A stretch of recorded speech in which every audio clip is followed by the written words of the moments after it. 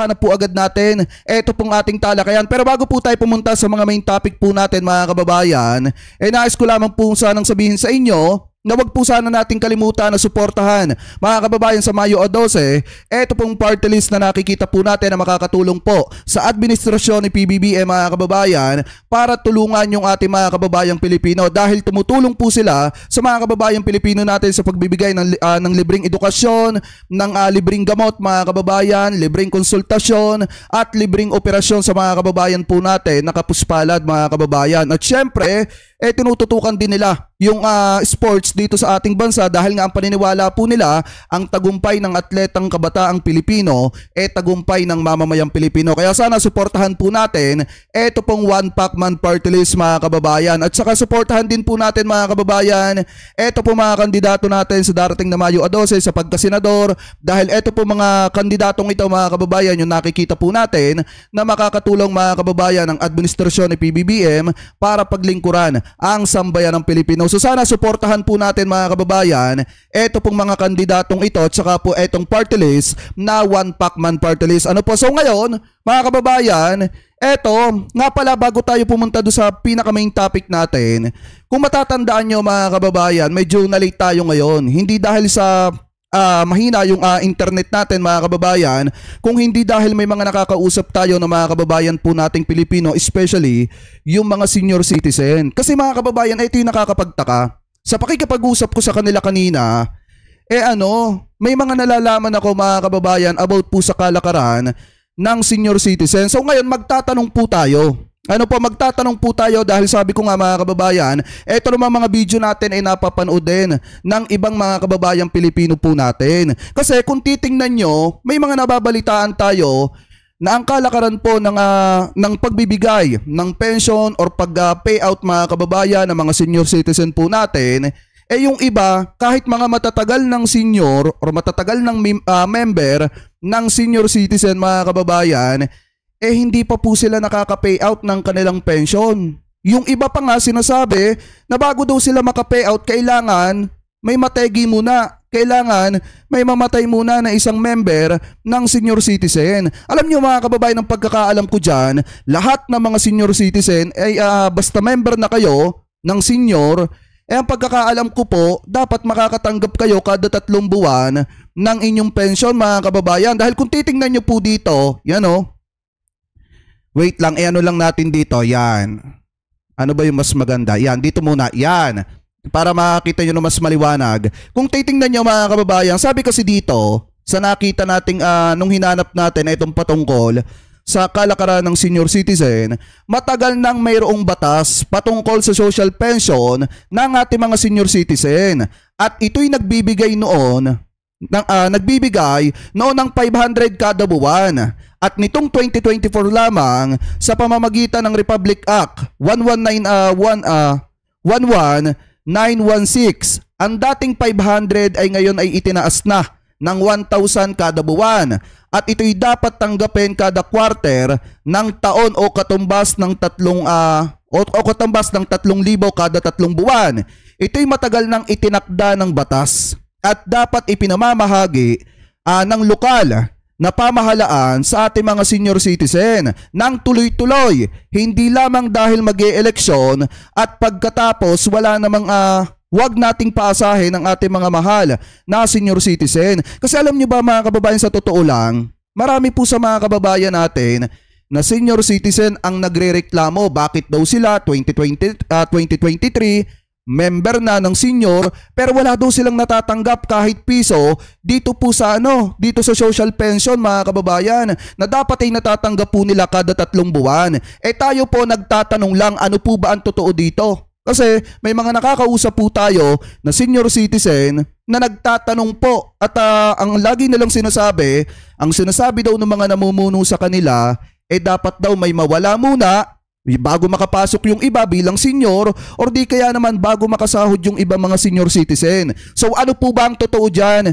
Sino po ba ang namamahala sa ating gobyerno dito po sa mga senior citizen or dito sa kalagayan ng ating mga senior citizen? Kasi mga kababayan, sa totoo lang ang alam ko kasi dito, ang nasasahod, pakitama na lamang po ako kung ako po ay mali dahil nagtatanong lamang po tayo. Ang pagkakaalam ko po kasi, parang 6,000 na po ata ngayon ang nasasahod ng mga senior citizen. Ano po yun yung pagkakaalam ko mga kababayan ha? Pakitama na lamang po ako. So ngayon tayo nagtatanong lang kasi marami po talaga tayong nakausap kanina na mga senior citizen na especially mga supporter natin na sinasabi na 2023 pa daw silang member pero hanggang ngayon wala daw po silang natatanggap. Ang pinakamasaklap pa nga dito at pinakamasakit, yung mga nagrereklamo sa atin, yung mga jobless, ibig sabihin, wala ng trabaho dahil sakitin na mga kababayan, medyo sinasama na ng pakiramdam, sinasabi nila na sana daw makarating ito sa gobyerno na wala daw po talaga silang natatanggap or wala silang natatanggap. Mga kababayan, ano po, so sana magkaroon po ng aksyon ito kasi kawawa naman po yung ating mga senior citizen. Ako po ay nagtatanong lang at sana kung mapapansin itong video natin na ito at maaaksyonan, napakalaking tulong po dun sa ating mga senior citizen. Kasi biruin nyo mga kababayan na kung iisipin ninyo, parang napakapangit pakinggan na dapat may mawala muna bago magkaroon ng ibang tao na ipapasak. Alam nyo yun? Na ipapanakip butas mga kababayan dun sa tao na nawala na. Parang napakapangit pakinggan po niyan. Ano po, tayo nagtatanong lang ano po ba ang totoo dito. Kasi ang pagkakaalam ko kasi mga kababayan, dapat yung mga kababayan natin Pilipino kapag ka umidad ng 60, dapat po dapat pwede na silang mag-apply for senior citizen mga kababayan. Yun yung pagkakaalam ko ha, at dapat lahat nakakatanggap ng social pension. Lalo na yung mga senior citizen po natin dahil karamihan po dyan, yung mga natatanggap na pension mga kababayan, pinambibili din nila ng pangangailangan po nila, especially pinambibili din po nila ng gamot nila mga kababayan. Ano po, so anyway, mga kababayan, ito na naitaka lang natin kasi kawawa naman yung mga kababayan po natin na mga senior citizen. Ano po, sana ma-actionan po ito. Ano po, anyway mga kababayan, ngayon punta na po tayo dito sa mga main topic natin. Alam nyo ba, kung matatandaan ninyo, eto pa lang si Bato de la Rosa, naging matinding tagapagtanggol ni Sara Duterte. Hindi lang sa ngayon, kung hindi kahit noon pa man mga kababayan. At dapat pala, etong si Sara Duterte mga kababayan ay hinahabol din ng ICC.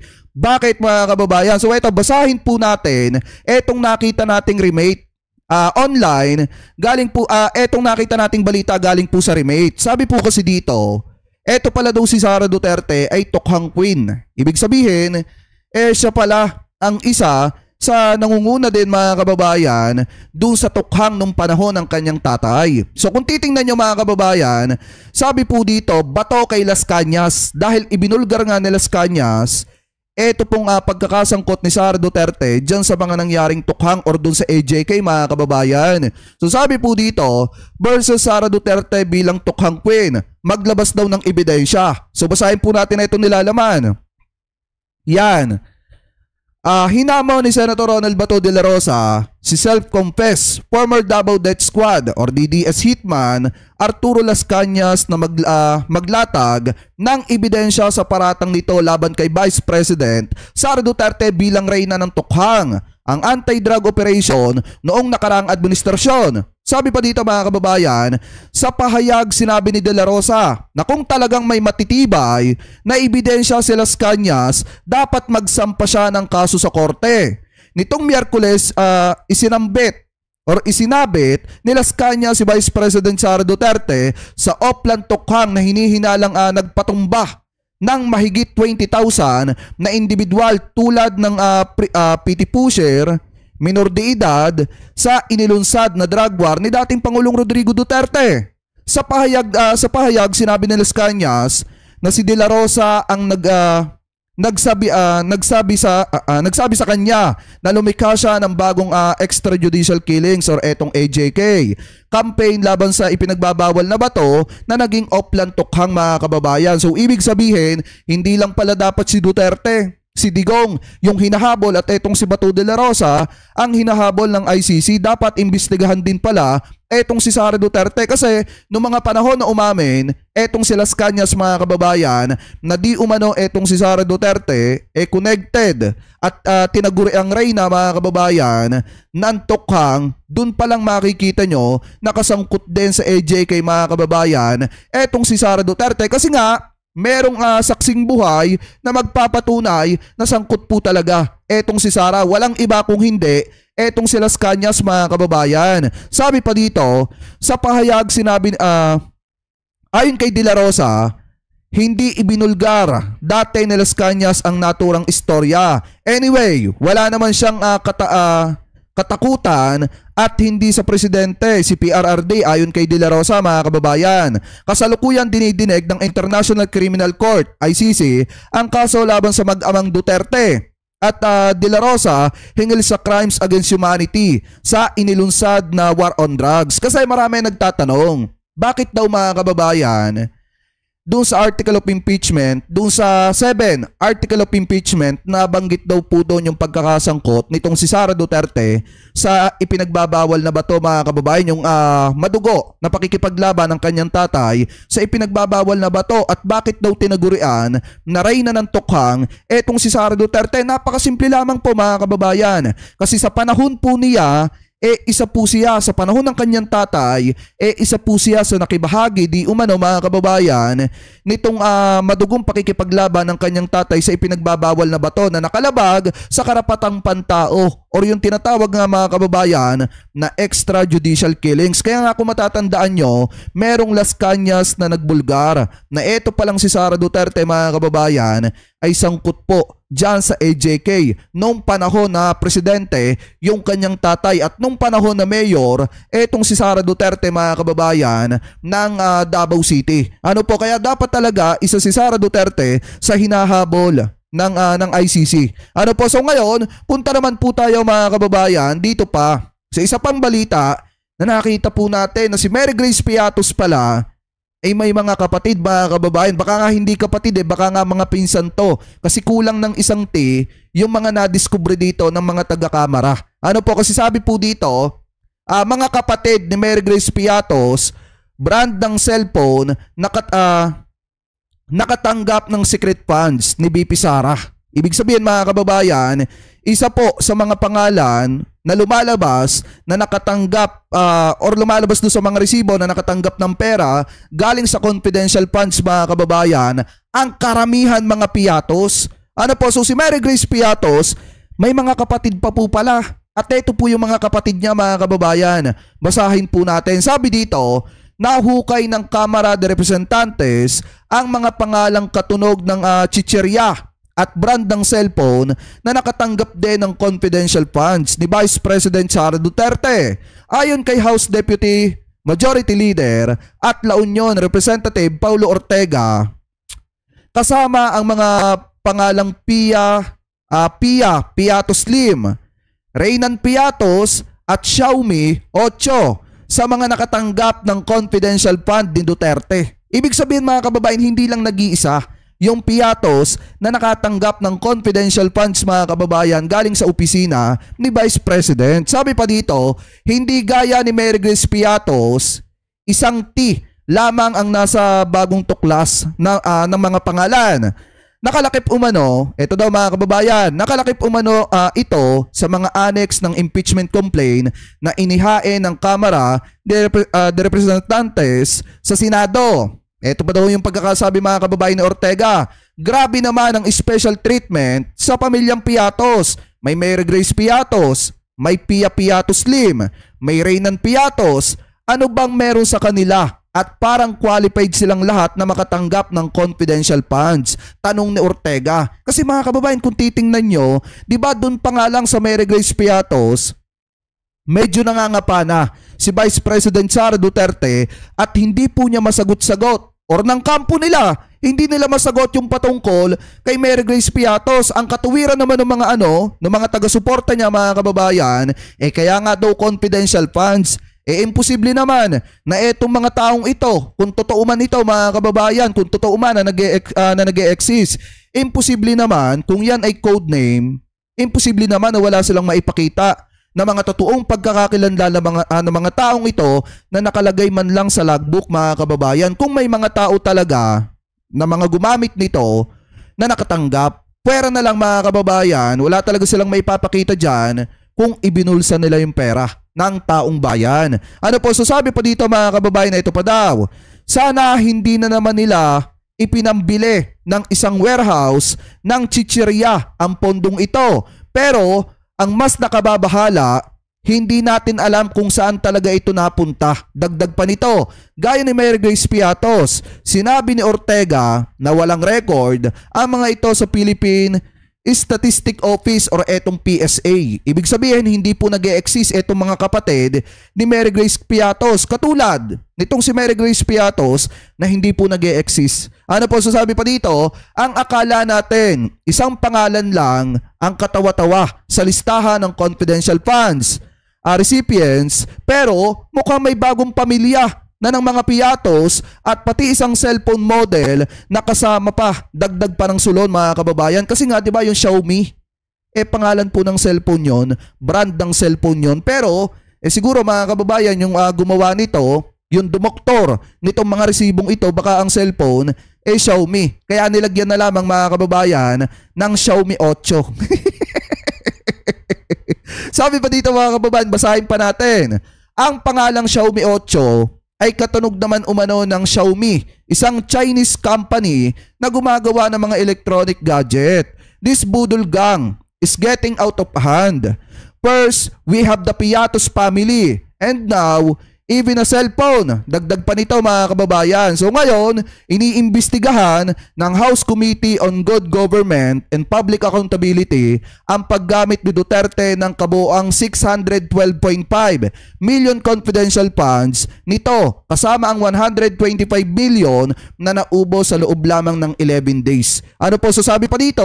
Iginit ni Ortega na dapat magbigay ng malinaw na paliwanag si Duterte kaugnay ng mga personalidad na binigyan ito ng kanyang confidential funds. Paano nga po magpapaliwanag? Ayaw nga nilang ipaliwanag yan. Kasi pag ipinapaliwanag yan, mga kababayan, kapag ka itinatanong yung sina Mary Grace Piatos na yan, yan sina Cocoy Villamin, at eto ngayong si Xiaomi 8 mga kababayan, kapag ka itinanong yan kay Sara Duterte, baka lagnatin na naman yung kanyang mga staff, baka magkasakit na naman, at gumawa na naman ng drama etong si Vice President. Di ba mga kababayan? So ngayon sabi pa dito, iginiit ni Ortega na dapat magbigay ng malinaw na paliwanag daw etong si Duterte kaugnay ng mga personalidad na binigyan po niya ng confidential funds. Sino daw? Sino daw si Pia Piatos Lim, Reynan Piatos, Mary Grace Piatos, sino si Xiaomi 8? Paano ginamit ang confidential funds na sinasabing napunta sa kanila? Tanong ni Ortega. She needs to explain who exactly makes up this budol gang when she present her defense at the impeachment trial. Dagdag pa nito mga kababayan. Ang problema dyan, paano kaya i-defense ni Sara Duterte yung kanyang sarili sa impeachment trial? Sa tingin nyo mga kababayan, ito lang naman yung tanong ko.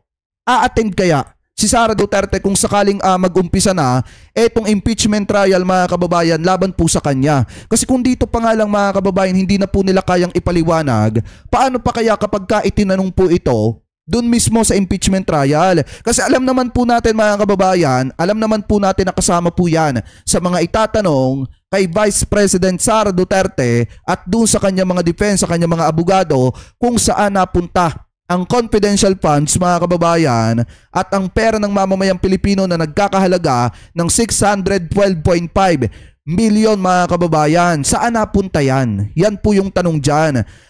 Paano na ilagay itong mga pangalan ni Mary Grace Piatos, Pia Piatos, Reynan Piatos, Xiaomi 8? Paano na ilagay? Totoo ba na natanggap ito ng tao? Yan po mga itatanong siguro dyan mga kababayan na dapat po ay masagot ni Vice President Sara Duterte mga kababayan. So sabi pa dito, eto daw, ang questionable paggamit ng confidential fund ay kasama sa article of impeachment na inihain ng Kamara laban kay Duterte noong Pebrero 5. The public deserves the truth. Hindi tayo dapat pumayag na ganito na lang.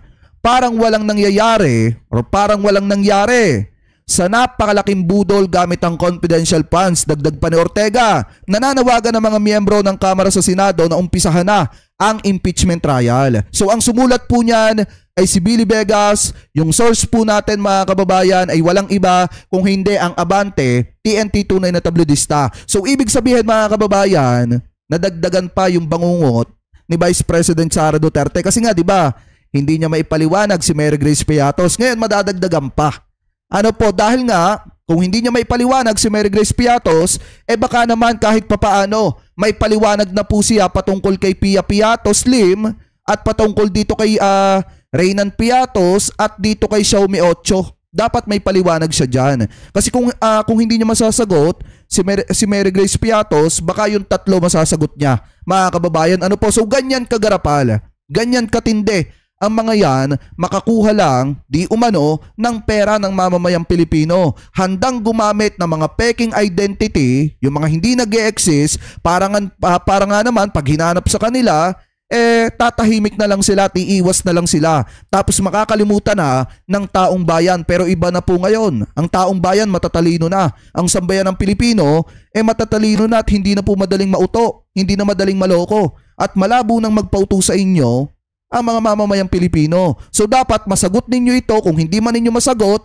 publicly, dapat masagot po ninyo yan sa mismong impeachment trial kapag ka uma-attend na kayo doon. Ano po mga kababayan? So anyway, comment below na lamang po ha kung ano po masasabi nyo. Hingil po dyan sa pagkakasangkot ni Sara Duterte, di umano dahil nga ibinulgar siya ni Las Cañas sa pagiging tokhang queen. At ngayon mga kababayan, comment below na din po kung ano po masasabi nyo. Hingil po dito mga kababayan sa mga pangalan na may kaugnayan sa mga Piatos. Ito po mga kababayan ha, ito mga Piatos na ito yung nakalagay dun sa mga resibo na tumanggap ng pera. So ang tanong dyan, saan napunta ang pera ng mamamayan?